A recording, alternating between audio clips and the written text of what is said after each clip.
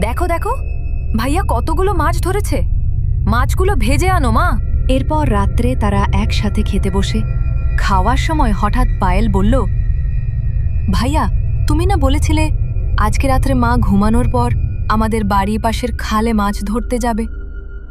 এই কথা শুনে নীলা রাগান্বিত অবস্থায় বলল, আজকে যদি তোমরা বাহিরে যাও তাহলে তোমাদের পা ভেঙে হাতে ধরিয়ে দিব, বলে দিলাম। খাওয়া শেষ করে তারা দুই ভাই তাদের রুমে আসে ঘুমানোর জন্য। রুমে ঢুকেই আকাশ পায়েলকে রাগান্বিত অবস্থায় বলল, তোর পেটে কি কোনো কথাই থাকে না? পায়েল একটু মুচকি হেসে বলে, আমি কি করব, মুখ থেকে বেরোয় গেছে। এখন কি তাহলে মাছ ধরতে যাব না? আকাশ বলল, মাছ ধরতে যাব, কিন্তু আমি একা, তুই ঘরেই থাকবি। পায়েল বলল, আমিও যামু। যদি নিয়া না যাও তাহলে আমি আম্মুরে সব বলে দিব।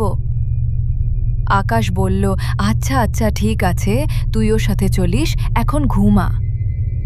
আকাশ আর পায়েল ঘুমিয়ে পড়ে। সকালে পায়েল ঘুম থেকে উঠে এবং দেখে তার পাশে আকাশ নেই। সে বুঝতে পারে তার ভাই তাকে একা রেখেই মাছ ধরতে গিয়েছিল।